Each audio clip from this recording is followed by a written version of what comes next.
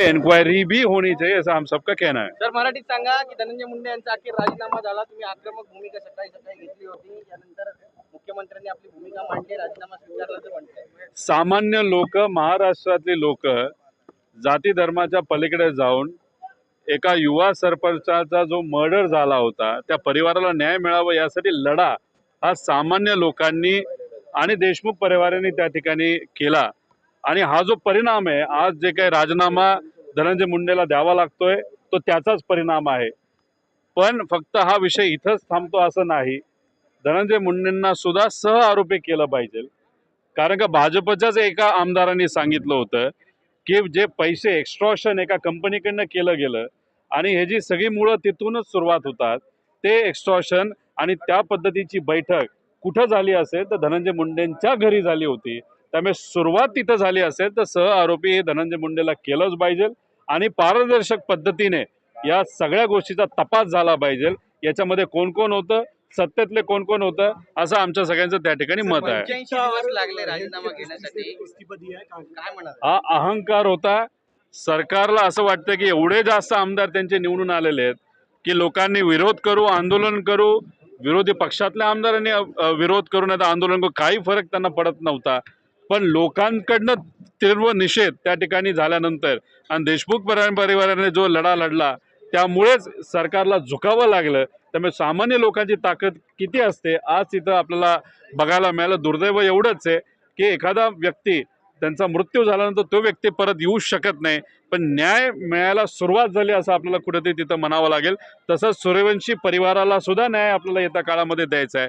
पण देशमुख परिवाराची अजून एक मागणी आहे, जी लोकांची मागणी आहे की सह आरोपी धनंजय मुंडेला झालंच पाहिजे। कारण का त्या कंपनीकडनं पैसे मागण्याची बैठक ही धनंजय मुंडेंच्या घरी झाली होती असं भाजपचा आमदार त्या ठिकाणी पुराव्यासकट म्हणत असेल तर मग सह आरोपी करून या सगळ्या विषयामध्ये पारदर्शक पद्धतीने एन्क्वायरी होणं पण तितकंच महत्त्वाचं आहे। सुरेश दासांनी दावा केलाय की सातपुडा बंगल्यावरती बैठक झाली आहे आणि खंडणीच्या अरे 2.5 महिने काय झोपला होता? नैतिकता काय तुम्हाला दिसली नाही का?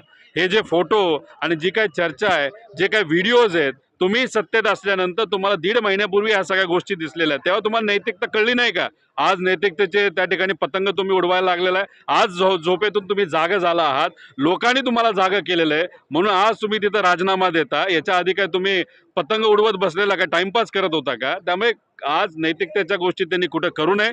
लोकांनी दबाव वाढवला, सामान्य लोकांचा दबाव त्या ठिकाणी असल्यामुळे वातावरण हाताच्या बाहेर गेल्यानंतर जे फोटो काल आले त्यामुळे लोक भावनिक झाले आणि त्यामुळेच त्यांना तिथं झुकावं लागलं, गुडघ्यावर यावं लागलं। आणि फक्त हे कोणामुळे झालं असेल तर सामान्य लोकांना, देशमुख परिवाराने जो लढा लढला याचाच परिणाम आज जो राजीनामा घ्यायला लागतो। त्यामुळे सरकारने क्रेडिट त्याचं घेऊ नये आणि धनंजय मुंडे तर मुळीच घेऊ नये क्रेडिट की मी नैतिकता बघून त्या ठिकाणी राजीनामा देतो। कारण 3 महिने तुम्ही फक्त टाइमपास केला, अहंकार दाखवला आणि सामान्य लोकांनी तुमचा अहंकार मोडला, हे मात्र त्या ठिकाणी खरं आहे। धनंजय मुंडे यांनी ट्विट केलंय, म्हटलंय की वैद्यकीय कारणास्तव मी वैद्यकीय कारण ते समोर हे बघा, आता त्यांनी कुठलेही कारण दिली तरी लोकांना माहिती आहे की त्यांना राजीनामा का द्यावा लागला। लोकांच्या लढ्यासमोर त्यांना तिथं गुडघे टेकावेच लागले।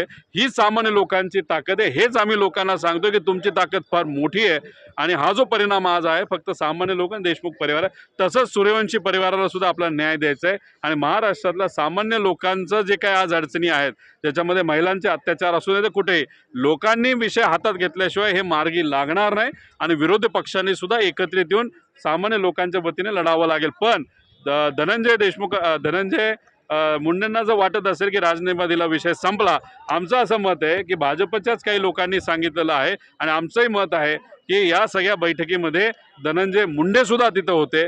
त्यामुळे आता त्यांना सुद्धा सह आरोपी करून पारदर्शक पद्धतीने एन्क्वायरी होण्याची जरूरत आहे। केसमध्ये त्यांनी म्हटलं होतं की अशा घटना महाराष्ट्रात घडतच असतात। आता विषय एवढा आहे की त्यांना अहंकार येत आहे की प्रत्येक जिल्ह्यामध्ये अशा घटना घडत असतात। म्हणजे आज सकाळी त्यांची प्रतिक्रिया अशी होती, म्हणजे अहंकार बघा किती, माज किती आहे की सगळ्या जिल्ह्यांमध्ये अशा घटना घडत असतात। अहो फोटो बघितल्यानंतर लोक अक्षरशः भावनिक झालेले आहेत। त्यामुळे उगाच काहीतरी बोलून लोकांची दिशाभूल करू नये, तो अहंकार आहे त्यांचा आणि तो अहंकार इतका जास्त झाल्यामुळे त्यांचे जे कार्यकर्ते मित्र परिवार आहेत त्यांच्यात राक्षसी प्रवृत्ती आल्यानंतर अशा पद्धतीने मर्डर त्या ठिकाणी झालेला आहे आणि हीच प्रवृत्ती कुठेतरी आपल्याला मोडून काढावी लागेल। ठीक आहे, ओके.